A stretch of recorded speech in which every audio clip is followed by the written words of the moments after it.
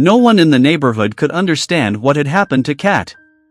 Just days ago, he was the most lively creature on the street, leaping over fences, chasing butterflies, and curling up on doorsteps for affection. But now, he lay motionless under the old bench by the garden gate. He wouldn't eat. He wouldn't purr.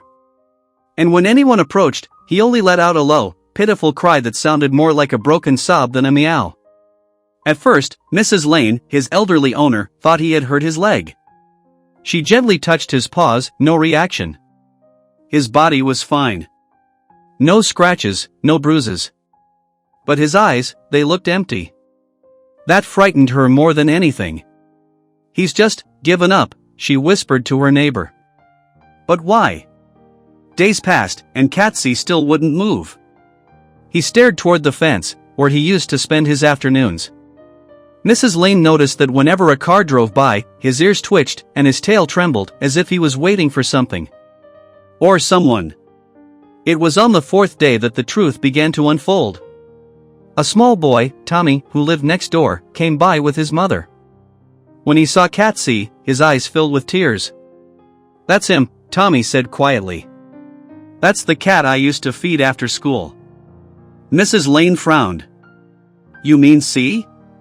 He's been mine for 3 years." Tommy nodded, wiping his face. "I know. But, before you moved here, he used to come to our porch every evening. I called him Cookie. I had to stop feeding him because my dad said he wasn't mine. One day, I told him to go away and never come back. I shouted at him. His voice cracked. He ran off. I didn't know he'd remember." It all made sense now. Cat hadn't stopped walking because of pain, he had stopped because of heartbreak.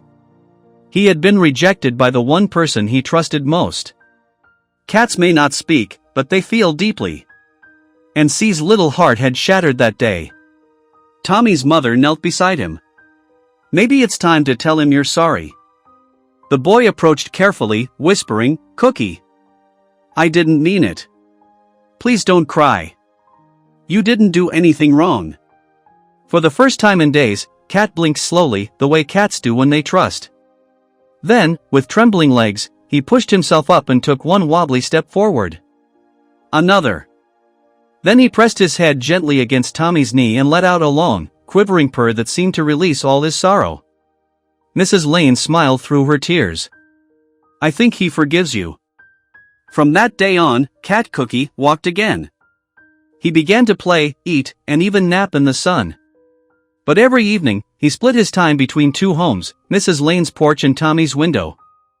It was as if he'd decided that love didn't need to choose sides, it just needed to be shared.